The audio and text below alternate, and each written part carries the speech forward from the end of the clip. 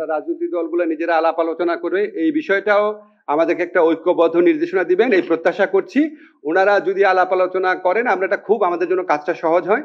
ওনারা যদি ঐক্যবদ্ধ নির্দেশনা না দিতে পারেন অবশ্যই সরকারের মতো সিদ্ধান্ত নেবে। জাতীয় ঐক্যমত কমিশন কর্তৃক প্রণীত জুলাই সনদ এবং এর বাস্তবায়ন সংক্রান্ত বিষয়ে উপদেষ্টা পরিষদের একটি জরুরি সভা অনুষ্ঠিত হয়।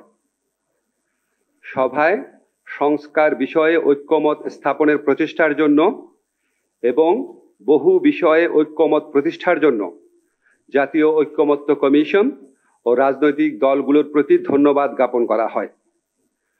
উপদেষ্টা পরিষদের সভায় ঐক্যমত কমিশনের প্রস্তাবিত জুলাই জাতীয় সনদ সংবিধান সংস্কার আদেশ চূড়ান্তকরণ এবং এতে উল্লেখিত গণভোট আয়োজন ও গণভোটের বিষয়বস্তু নিয়ে আলোচনা করা হয়।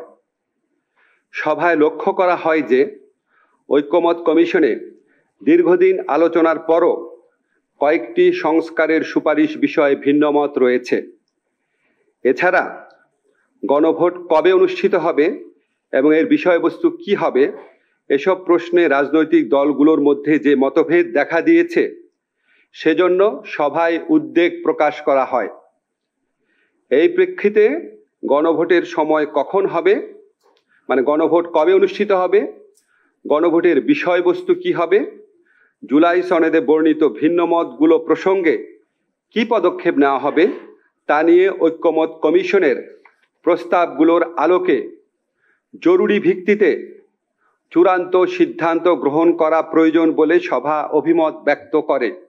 এসব ক্ষেত্রে ফ্যাসিবাদ বিরোধী আন্দোলনের দীর্ঘদিনের মিত্র রাজনৈতিক দলগুলোকে স্বীয় উদ্যোগে নিজেদের মধ্যে আলাপ আলোচনা করে সম্ভাব্য দ্রুততম সময়ে, সম্ভব হলে আগামী এক সপ্তাহের মধ্যে সরকারকে ঐক্যবদ্ধ দিক নির্দেশনা প্রদান করার আহ্বান জানানো হয়।